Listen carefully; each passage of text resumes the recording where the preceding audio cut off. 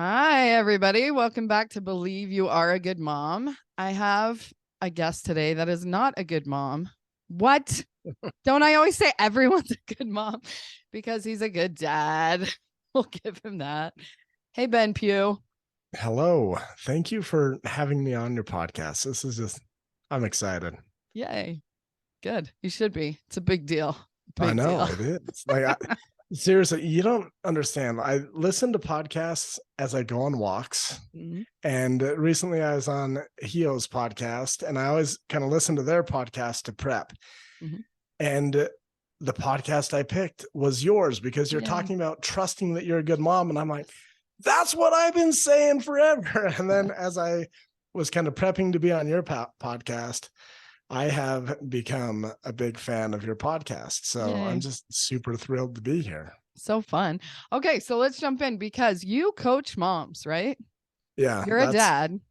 You probably coach some dads, but you coach moms, right?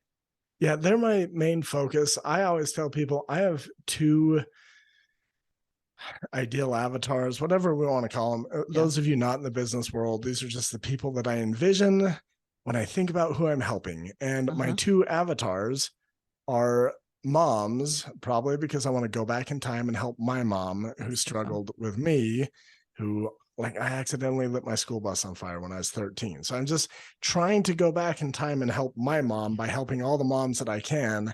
Mhm. And I also coach teenagers.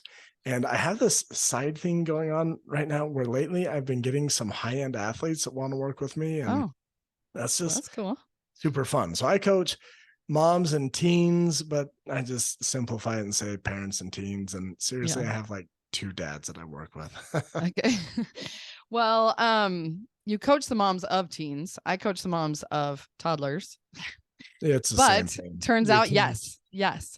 So I've heard you on multiple podcasts over the years, and I love the way you talk about coaching teenagers. And I'm like, it's not just teenagers and even young adults, like when people talk about how, oh, I realized they have agency. What? And I can't control their life. I'm like, I realized that while they were in utero and they weren't being born yet. Yeah, agency is the real deal. And I don't know if this next generation just is more strong-willed than the one before, but yeah, I cannot control these kids. It doesn't matter whether they're teenagers, toddlers, whatever. So I have an interesting background. When I was a kid, I grew up training horses, and these are big 1,500-pound animals. And if they don't want to be controlled, you can't control them. And one of the things that I learned, the best horses were the ones, and all these parents listening are like, don't compare my kids to horses, but stay with me.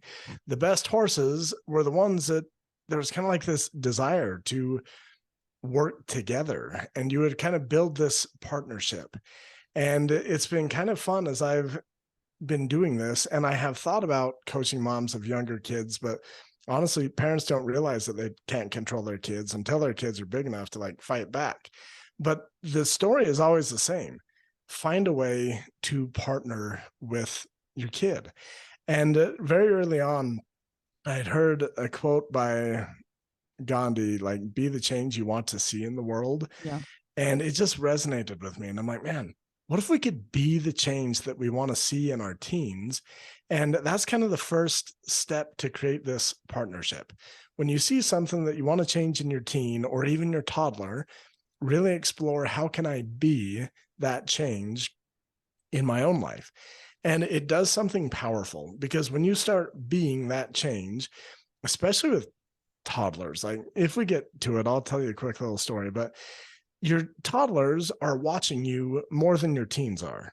Up until about the age of 7, if you ever study brain waves and that type of stuff, toddlers do not have the brain activity that teenagers do. And they're kind of in this state of make believe, and what they believe is true, they perceive as being true. And they see mom and they see dad, and they believe that, oh, that's how you be a mom. That's how you be a dad. And what they perceive, they take to be truth. And then that becomes part of their identity. And that's why this concept is so powerful. When you can be the change that you want to see, guess who's watching? Your toddler, your teen. And the most impact you can have in your child's life is by being the best parent that you can be, trusting that that will kind of mold them and guide them, and even years down the road. Yeah, so good. I have two examples that pop to mind because I've always said how ridiculous it is that I'm like yelling at my kids to stop yelling. I'm like, guys, why is everybody screaming? Just stop screaming. Like, I literally have to scream to be heard over their screaming, you know? Yeah. But besides that, it's ridiculous. And actually, if I start whispering, then they're like, wait, what? What? I can't hear her because we're all screaming. And they actually do. So Yeah, they I lean am in. the change that that actually has worked a lot better. And the other one I just caught myself doing this morning. They weren't getting along. So I was like, why can't everybody just get along? Oh, the other one that I do all the time is I whine about their whining. Stop whining, you guys, for the love. Just get along. Like, stop whining at me. And I'm totally whining back. And I whine to my husband about their whining, and there's just whining out of control. And so to be the change that I want is like, what do I want them to do? I want them to ask nicely. Do I ask them to do things nicely? No, I boss them around all the time.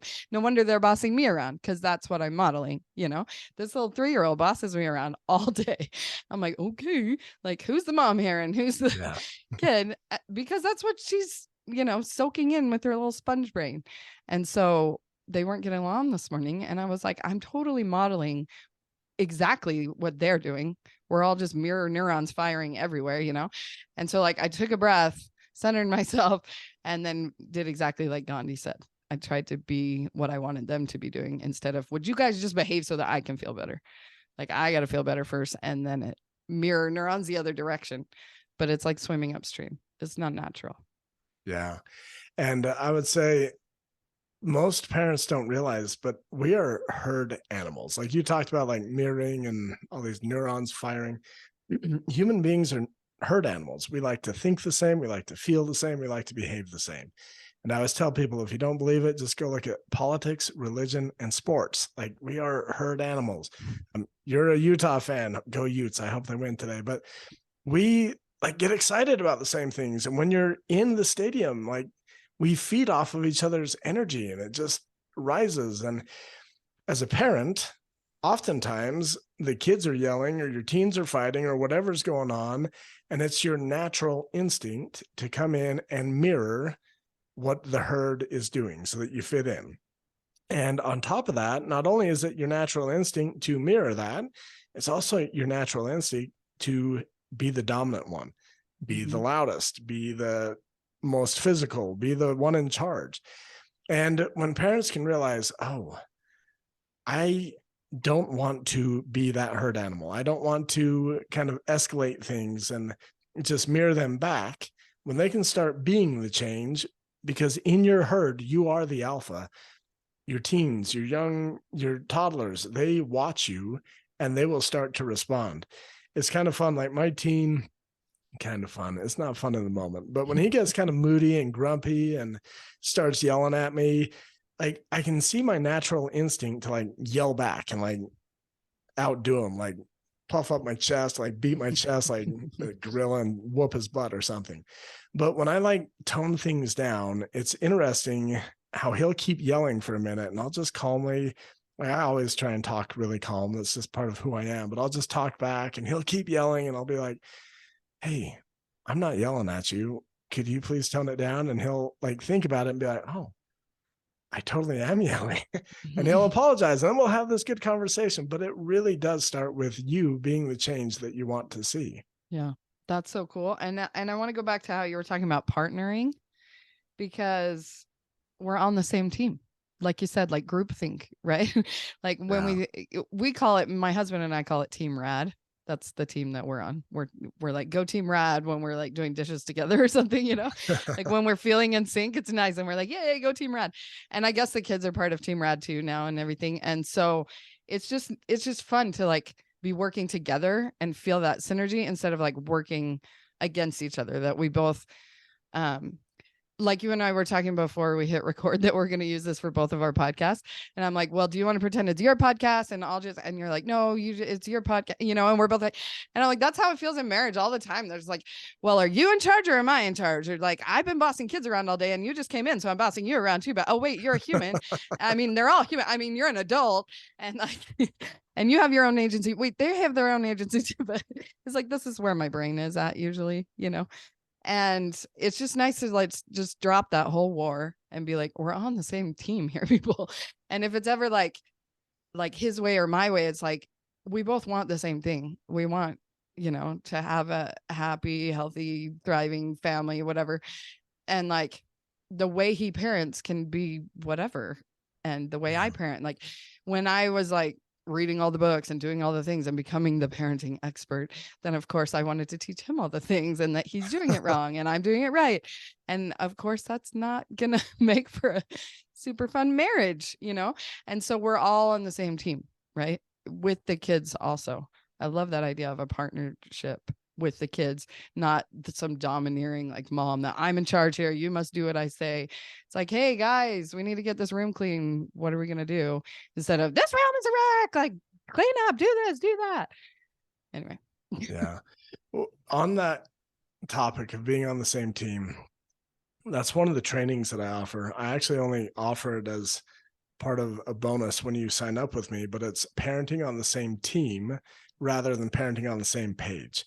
And I feel like there's this idea that we should be on the same page. We should think the same. We should feel the same, like all of this. And the truth is that's not very dynamic when it comes to parenting. And it's much more dynamic to have two different parents with two different life experiences and different desires and goals. But yeah, they have some that they're aligned in, but we also value where they're different. And I talk about like in football, if every single player was a quarterback, nothing would ever get done. Like quarterbacks don't like to block. They don't like to get dirty. They don't like to tackle. Like we need different positions on the team. And I think when it comes to partnering with your child, whether it be a toddler or a teenager or even a young adult, when you can find ways to be on the same team, it doesn't mean you get on the same page and that you're a carbon copy of each other. It means that you work together and you highlight each other's strengths and you make up for each other's deficiencies. And that's what it really means to be on a team. And that it just all goes back to being the change you want to see. When you become the change that you want to see, you show up better on that team. And one of the cool things about, I can't remember who I heard this from, but there's a saying, everyone wants to be on a winning team. And the problem is a lot of the parents that I talk to, when I talk to them, just from the conversation, I get the feeling that they are on a losing team and their team sucks. It's like, no wonder no one wants to be on your team. What if you had the winning team? And one of the things when that first podcast I heard, you talked about like just being a good mom, and you don't have to become the good mom. You already are. And it's the same thing about this team, this dynamic in your home. You are the good team. And anytime you tell yourself, no, I'm becoming a good mom or I'm becoming that good team, subconsciously, the only thing your brain hears is, I am not a good mom. We are not a good team. And that's why we have to intentionally, here's one of the coolest things I've been learning recently. Like we have 60,000 thoughts in our brain every day. That's great. Most people in the coaching industry, they want to focus on a handful of thoughts and like start changing them. The thing is, there's what you think, but then there's how you think. And what you think are the little individual thoughts, but how you think are the ways of thinking that kind of encompass thousands of thoughts. And when you can start changing the way that you think and trusting that you are a good mom, completely changes the way that you think, which means it changes about 1,000 thoughts rather than just working at one at a time. And when you can start changing the way you think about yourself as a mom, there's something magical that happens with your children. They start changing the way that they think about you as a mom, and they start changing the way that they think about themselves. Because again, we're all herd animals and we're just mirroring each other. So good. Because as we're beating ourselves up that we're a terrible mom, they're picking up on that and they feel like a terrible kid too. And then they just have to live into that because that's the belief that they just inherited from you. So you're living into your terrible belief and they are too. And it's all a big mess. And we feel that like we feel like we're on a losing team. We're like, we call this team rad, but it's not feeling so rad right now. Yeah. Feels like team mad right now. Yeah. And just to kind of highlight that, if you are telling yourself that you're a bad mom, like, this is just how deep it goes. If you believe you're a bad mom, eventually your child will believe that you're a bad mom, which introduces a new way of thinking. Remember, this is deeper than simply what you're thinking. It's this new way of thinking that, oh, well, it's mom's fault. She's a bad mom. She yelled. And it introduces blaming and shame. And when you can start managing where you place your attention, like, none of us are perfect parents. And I don't think perfect parents would actually be good parents, because seriously, who would want to be raised by a robot? But the thing is, when we can start managing where we place our attention and realizing, well, I didn't do great at that, but man, I killed it at this. I was an amazing mom here. And actually, that's my strength. And because I'm so good at that, that's part of what makes me a good mom. And when we shift our attention, that's what helps us start truly believing, oh, I am a good mom. And that's where the power comes in, because if you don't believe you're a good mom, you're going to have a hard time doing what you think good moms do. Exactly. But if you do believe you're a good mom, all of a sudden doing the things that you think good moms do, which, by the way, aren't going to be the things that you think your neighbors think good moms do. They will be the things that you actually think good moms do. But when you start to believe, oh, I am a good mom, those things will become easy and they will become natural because they simply align with your identity. Yes. Yeah. All that. Like you said, we teach the same similar stuff. So I'm like, hallelujah. Yes. I have an example. Let's go back to what that was an example of. I don't know. Oh, being on the same team instead of the same page. So I have plenty of content where I'm talking about our goal is not to make our kids happy. Like, I really believe this. And my husband and his mom, just saying, do not believe this. Like, they think that their purpose on earth is to make these kids happy. And how great is that? Because then they can be happy when they're with grandma, because she's bending over backwards trying to make them happy. So they get all the spoiling, right? And she's trying, and it's an uphill battle, and good luck with that, because, you know, as soon as you buy them that Happy Meal, then they want to go to Claire's and get some earrings, whatever, you know, like, it's just like, I'm not playing that game, but go ahead. You can do it if you want, you know? And so how nice for them that they have people that are on the same team, but not on the same page, because then they can, you know, get what they want sometimes. Because I'm like, I don't care if you want Happy Meal. Like, I'm not trying to make you happy. So I'm going to do, you know, what I think is best right now, not like bending over backwards, meeting every whim you have. And they get a nice mix. So it works out. Yeah. I want to chime in on that for a second. So much parenting advice today is actually focused on the child. It's like, parent this way to make your child happy. Yeah. Parent this way to make your child confident or resilient. Yeah. Yeah. Or do this or that. Make them behave or whatever. The problem with that is you're focusing on someone else's model. Yes. And that will always position you as the victim, because you can't control someone else's model.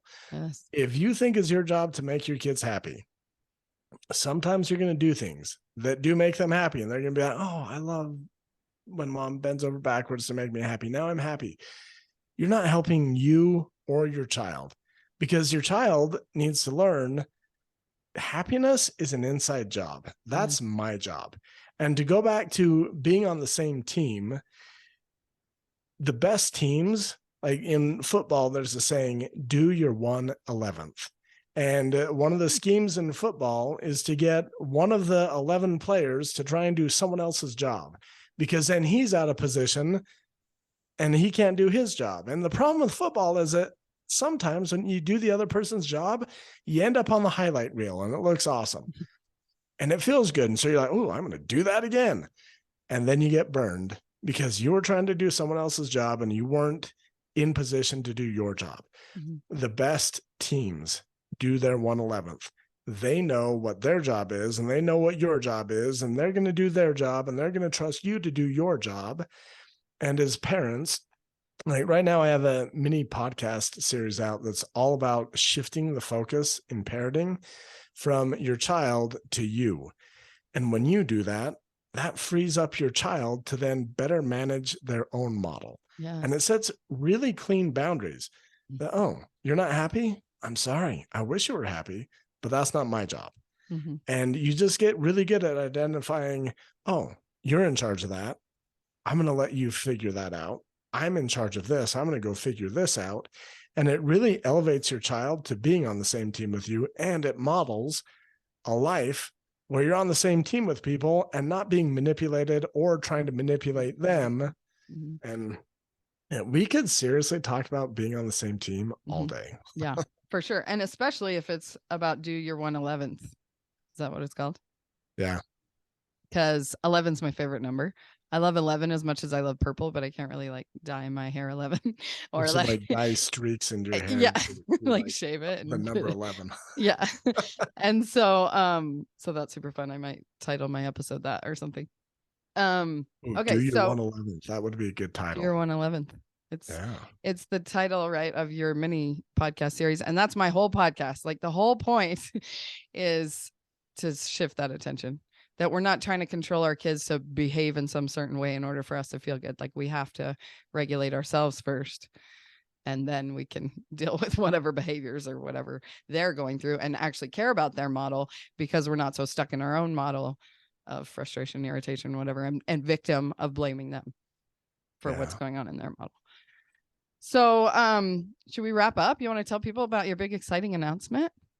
Yeah. A lot of you might know me because I am one of the co-creators of Firmly Founded. And Firmly Founded is actually going away. So I'm offering something brand new to help parents, and it will be slightly different than what I was doing, but I'll just tell you about how awesome it is. Number one, there's a mini podcast. It's called Parenting from the Inside Out. And I'm just assuming that your listeners are like my listeners, who are like me and probably like and you. Podcastaholics? Where you get a freebie and then it just sits in your email and gathers digital dust forever. Mm-hmm. So to prevent that, this free podcast miniseries is only available through December 14th. That's less than 2 weeks from now. So I did that so that people would actually listen to it and get it in their brain rather than just having it sit in their email. Nice. And in addition to that, I will be offering a series of 3 webinars, and this is leading up to kind of give people more information about the course that I will be releasing. But these 3 webinars, and I'll give you the links to all of this, will be all about parenting from the inside out. And the reason that's so important to me is because when I was a kid, like I briefly mentioned, I accidentally lit my school bus on fire when I was 13. Everyone in my life tried to change me. Like church leaders would speak from the pulpit and like call me unto repentance, and my parents would try and change me. And I remember going to a friend's house and the mom's like, sorry, you can't play here anymore because we don't want you to burn our house down. Like everyone's just trying to get this little boy to be better. And that isn't how it works. We can never create change from the outside. It always comes from changing ourselves first. And so this training, which I'll be offering December 6th, 7th, and 14th, is all about how you can be the change that you want to see, how you can start parenting from the inside out. And after that, if you like everything that I'm giving you just for free, like the podcast miniseries, free. The parenting from the inside out, those are free. If you like that, you can join my brand new course that will be going live on December 19th. And because I'm talking to you on this podcast, I just forgot the name of my very own course, but it's like Parenting with Peace and Simplicity, I think is it. Oh, nice. So, peace. I'm all about that. Awesome. Yeah. Well, that sounds great. Cool. So all those details will be in the show notes for everyone to Go ahead. Yeah. If you want a quick, easy link, you can go to benpughcoaching.com/growth, and that will get you signed up for the webinar. And from there, I can get you the podcast miniseries, and that would probably be the easiest place to start. Awesome. Growth. So good, right? Because New Year's resolutions are coming up. Yeah. And we're ready to get serious. Yeah. And you have to be the one to grow. Stop trying to get everyone else around you to grow. Yeah. Awesome. Well, while you're at it and you're ready to improve your relationships with your kids, drop the word life. Guess what? I have a new domain. My husband's been trying to get me to do this forever. It's dropthewordlifecoach.com. Like, that's my website. That's my everything. Emily at Drop the Word Life Coach. I say it like it's no big deal, but he thinks it's way too long. And so now I have to remember to shorten it. Drop the War. That's it. I'm Emily Wardrop from Drop the War. Yeah. So since I'm going to put this on my podcast, talk to my listeners about kind of all of my stuff. Yeah, what they could get from you. Okay. So now that we're back at the beginning where I introduce myself, I'm Emily Wardrop from Drop the Word Life Coaching. My website is dropthewar.com/believe is where you get my free course about believing that you are a good mom. So this is pre-recorded. It can collect dust as long as you want. I don't have a fantastic urgency plan like Ben's figured out. That's a good idea. Maybe later. That idea will collect dust for a minute. And then anyway, /believe. If you have a child with type 1 diabetes, or you know someone who does, I really love coaching those moms specifically because I have two daughters with type 1 diabetes. And so that's dropthewar.com/T1D to get specific help for that. Other than that, I just love helping moms drop the power struggle wars. That's the play on words. Drop the war. We drop power struggles in our own heads. We drop any war on any limiting belief you need to drop. We do a lot of war dropping. So I love that, by the way, because I think the problem in our nation, actually in the world right now, is that we have so many freaking wars. And I'm not talking like real wars. I'm talking like neighbors against neighbors, race against race, gender against, like, let's all just drop the war. Seriously. And just commit to being the best version of ourselves that we can, and be the change that you want to see in all these people that you're warring with. Yeah. So even within our own home, I say it all the time because we're all a bunch of little war drops in here, right? So I say it all, drop the war drop. Like, what are we arguing over? She can think that if she wants to. That's one of my go-tos. I love it. It drops the war instantly. Just let people think what they want to think. Yeah. You don't have to be right. They don't have to be right. It doesn't matter about who's right or wrong. Just drop that war. Anyway. So fun, Ben. Thanks for being here. Thanks for sharing me with your people too. Nice to meet you. All of Ben's thanks peeps. for letting me drop it on my people. Nice. Awesome. All right. Well, see you next time. Do you have any parting wisdom? Just bye. All right. Bye. See ya.